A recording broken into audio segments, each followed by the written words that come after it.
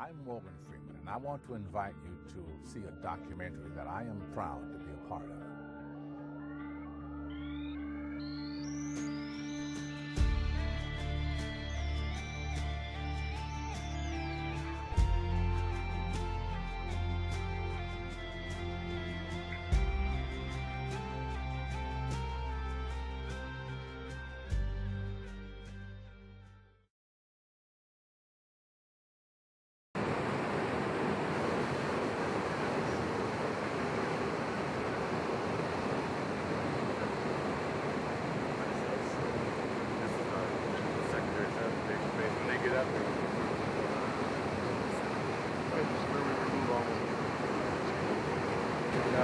The Alpine River is right on the other side of that white building. You can see it. So we call our L structure. We have a channel cut perpendicular to the river that lets our water flow into this channel by gravity. This is the same elevation as the river. It floats on the river all the time. In that little concrete box there is where we inject our main collector. It's called aluminum chloride polymer. What that does is probably 99% of what we take out of the water, plain and simple, is dirt.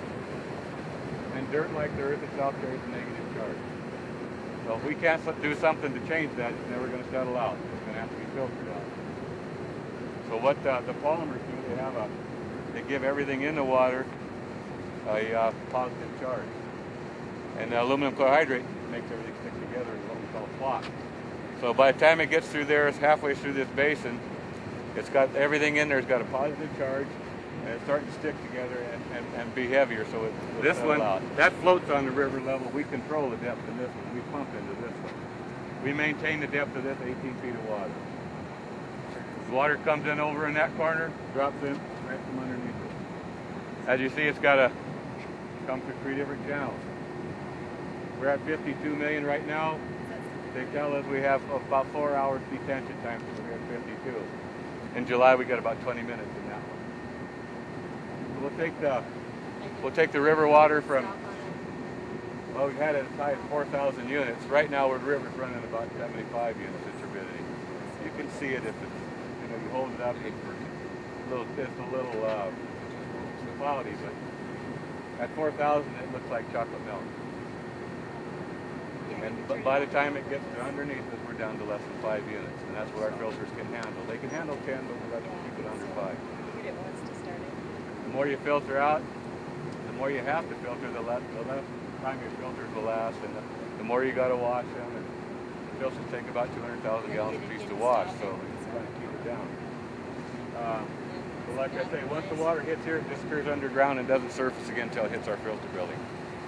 We've done probably, like I say, 99% of the particulate removal right here. The rest of it we just polish with the filter. We don't inject any other chemicals at this point. You're not recording. The water, like I say, comes in through here. It's picked up with pumps in that building. They take it out of this basin and put it into this building. It goes through this basin, and it goes into a wet well in that new brick building, and then it's pumped up into the filters. It goes through a little building over there, where we have 2 lines. We have a winter line that we use. It's a 24-inch line. Summertime line is 36 inches. That's where it's chlorinated. So by the time the water gets to the filters, it's still not safe to drink because it's been disinfected, but not to the point where there might not be some giardia or crypto in it. And chlorine at dosage as a human can handle will not kill giardia or crypto. What's this body of water right over here? That's a sludge basin. When we fill up our primary and secondary sedimentation basins, it's not out right now, but we have what we call a mudcat. It's a dredge, a floating barge. That big pipe that goes down sucks up all the sludge, and this is where we pump it into. And the water decants off on the other side, and then we dig the sludge out and haul it off. That's the way we get rid of everything we remove out of the water. Okay. Last year it was something like 900 metric tons of silt we took out of the drinking water. Wow. So where does all that go then? Well, right now it's going down to Colson Park. We built that up about 3 or 4 feet, the whole area. and we're good for a couple of years on that, and then we're going to have to start hauling it off to the city landfill. Sounds kind of stupid, but the city's going to charge us to take it out there. All the dirt. But that's all right. We'll get back at them with a water bill. So all of your water comes from the Yellowstone? Yep, no wells. It's all Yellowstone. We were thinking about doing some wells, but it costs too much money to pump it. What happens when the Yellowstone floods and stuff? Well, last year we had water well up over the top of that concrete structure, and it was coming up in that building. We did build a 3-foot dike all the way around our plant, so we haven't had any. We didn't have any flooding last year. We came really close, but excuse me, if that building were to flood out, then we just take it over in here. We can pull it right out of the middle of the river. So if all this were to flood out, we can pull it out of that building out in the river and take it in here. And if it ever gets up as high as the top of this sheet pile again, I don't know. We'd be in the world stuff. We have our own private rail spur here. We order all our chemicals in on a rail car. And we unload it into the metal building over there, which is the bulk chemical building. All that has is 6 storage tanks in it.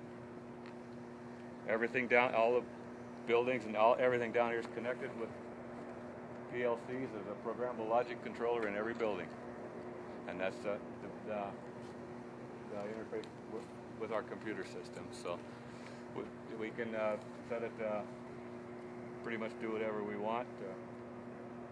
Right now, that building, it just feeds the tanks in this smaller building where we inject our chemicals.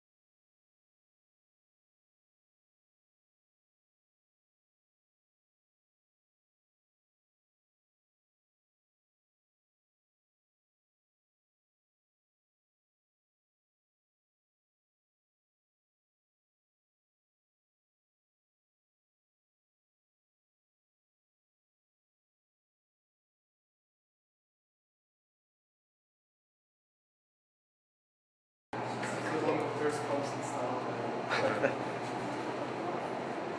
Yeah. Everybody says it smells like chlorine, but I can't smell it anymore.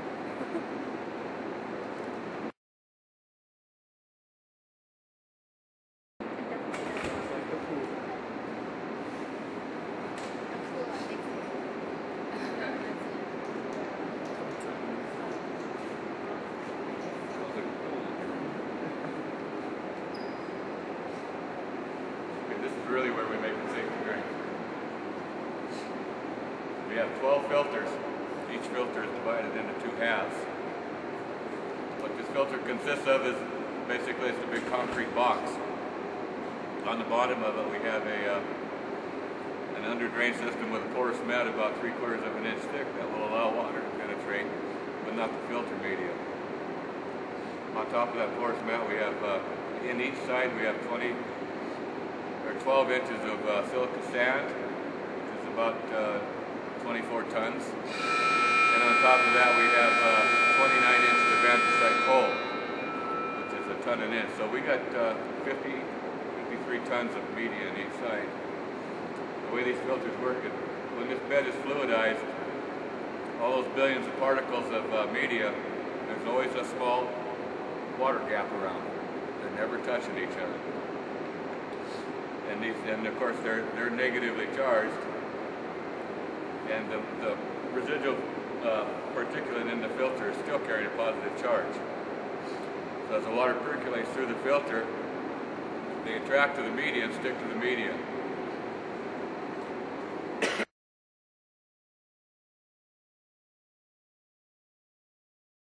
From here it drops into a wet well, goes through a high-duty pumps and pumped out into the distribution system.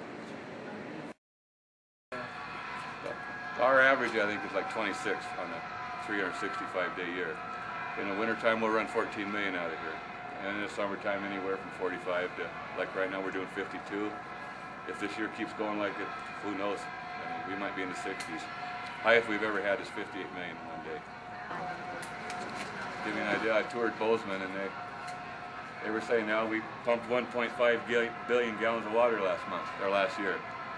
We did 1.4 billion in 1 month. You know, so we're substantially larger than Bozeman or any other city.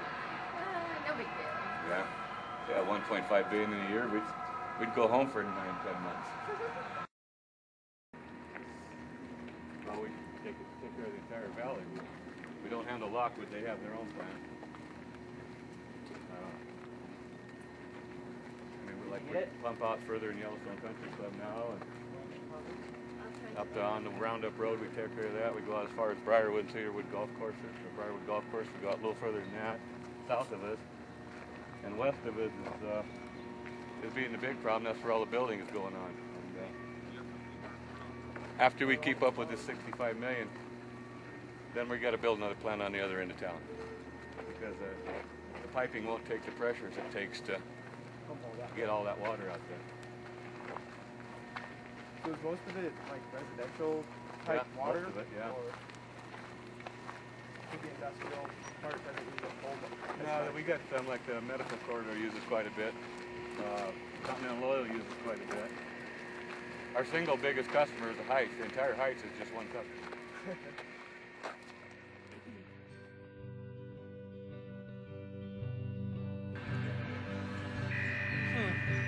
I can't really see the moon today. Do you know there's water on the moon? Oh yeah, that'd be a great place to get water. The moon. It's not only made out of cheese, but also water. Imagine what you could do with that water. How important it could be. I wish somebody would have talked about that. I would really like to learn about water on the